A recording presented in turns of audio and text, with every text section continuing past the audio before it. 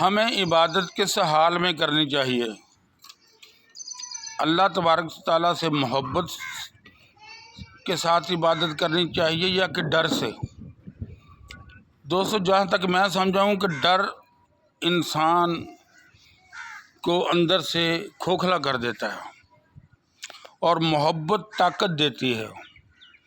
اگر آپ نے واقعی ہی عبادت میں طاقت حاصل کرنی ہے تو پھر اللہ سے محبت کریں۔